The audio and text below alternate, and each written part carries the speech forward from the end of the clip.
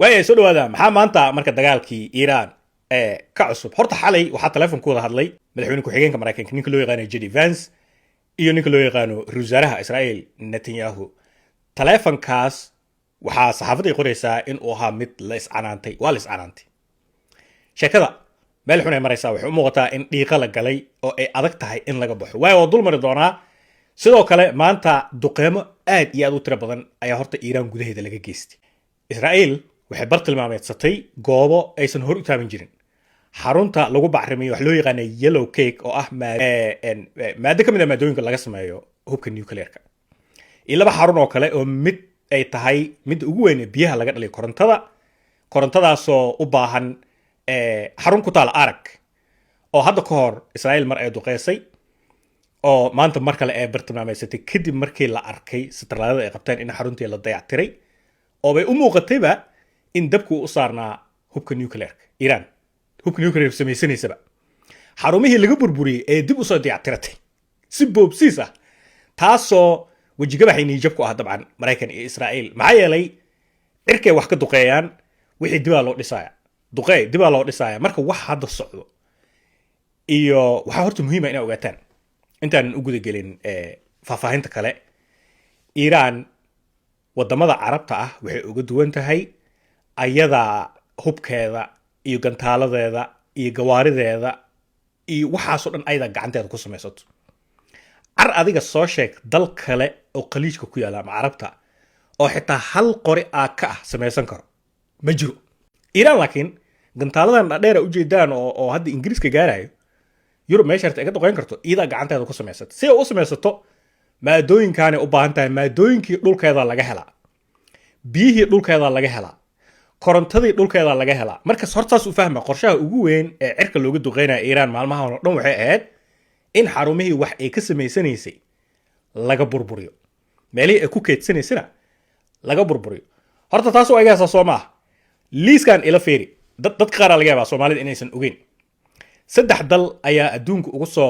ugu wax soo saar ama keedka shidaalka dalalka ku jiro waa dalka kuwaad waa Venezuela tii Mareykanka maal dhaxaas uu qabsaday oo ninka dhow madaxweyne ahaa qolkiisa loogu tagay jifka lala soo baxay Venezuela waa kaalinta koowaad shidaalka iyo kheyraadka badda iyo dhulka intaba anaga Soomaali ma yareysano laakiin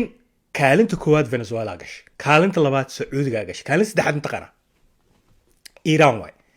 Iran waa dalka saddexaad Mareykanka ka sareysa iyo Ruush iyo Shiine kheyraadka badda iyo dhulka waliba gaar ahaan gas and oil crude oil ka marka la fiiriyo marka dalka ciyaar ma aha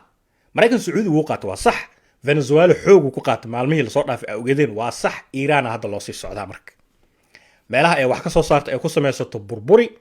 kadibna fiiriya Venezuela heerkaas ma gaarin Venezuela ayada doqonnimo sameysay mid xun oo dictator iska haystay wax soo saar waa laga waayay shidaalkooda xitaa way ka faa'iideysan waayeen doqomay noqdeen anaga oo kale Soomaaliya ay noqdeen Shiine iyo Ruushka ka faa'iideysan jiray Trump markii inuu u tago uu madaxweynahoodii dhan iska soo afduubto masuq dhibaatada dadkooda heesato ayaa sababta laakiin Iran saas ma ah Iran dadkii waxay aaminsan yihiin ninkii la dilay ee Khamenei ahaa ayaga aaminsan yihiin oo dhinacu u socdaba waa la raacay hadduu dhinto ninkii kale ee la magacaabo macnaha waa dad la yaqaan wax loo yaqaan loyalty-ga daacadnimada dad yaqaan way adagtaa in la kala furfuro la kala faquuqa aad u adagtaa waa aragteen madaxdeeda ilaa hadda kuwa nool halkii afay ku hadlaan kuwii la dilay isla afkaasi ku hadlaayeen qof soo kala fireenayo tuug ah Iran way adagtaa in laga dhaxelo marka qaabka 47 sano la soo dhaaf ee wax u sameeyeen waa qaab cajiib ah Carabta saas ma ah Carabta waa la kala dilaa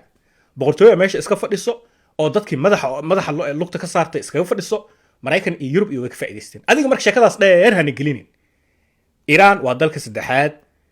ee kheyraadka badda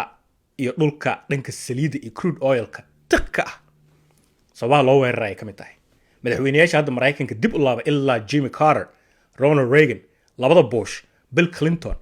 Obama iyo kulli dib u fiiri kulligooda Iran miiska u saarneed inay maalin uun la wareegaan si kheyraadkaas loogu habsado inta sorto waa cadda u maleynaa waxaan inaan ku xijiyo muuqaalka maanta ila fiiri dadka reer Iran muuqaalkan jasiiradan waxa loo yaqaanaa jasiirada Hormuz sa u fahantaan maapka idinku soo dhaweynaa jasiiradaas gebi ahaanteedaba maanta gacanta isqabseen reer iiraan doonay ku imaadeen dadka qaar meesha deganaa gacmiyaa la isqabsaday tuhun waxaa jiro maraykan inuu dhulka kasoo geli rabo doomo uu ku imaan rabo qorshahaasna wuu socdaa ogaadayaa 10,000 oo ciidan ayuu maraykanka ka daba diray 50,000 ee ciidan ee already meesha joogta isku dardar maanta maraykanka 100,000 oo askari aagaas waa u fadhisaa waa tiradii duulaanka loogu qaaday ciraaq iyo afghanistan way ogyiin marka reer iiraan hadda marka reer iiraan waxay bilaaween ciidankii IRGC waxaa la yidhi idinka gataalidiina tuurtuurta anaga gacmaha isqabsanaynaa maraykan hadduu isku dayo inuu lug ku soo galo gacana ula tegaynaa dadkii abay jasiirada iyo gacmaha isqabsadeen derbiya dhiseen derbi dad ah ayaa dhiseen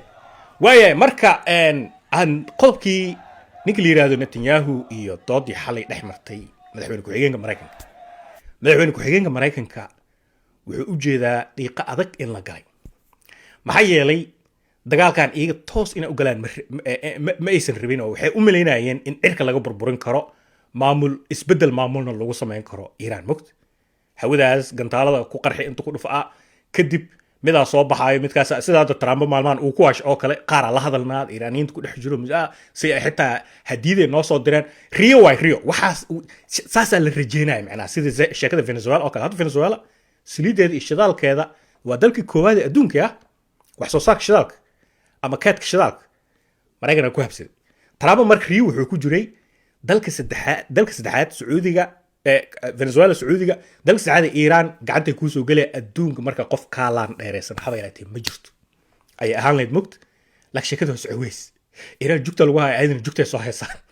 xalay marka dooda taleefanka wuxuu ku saabsaneed Netanyahu sheekadan way sii dheeraanaysaa aniga dagaalkan ina toos u galno ma ribin talakeen Netanyahu oo leh war anay talama haayo Maraykanoo dhulka aan galno xalay taas horta lagu dooday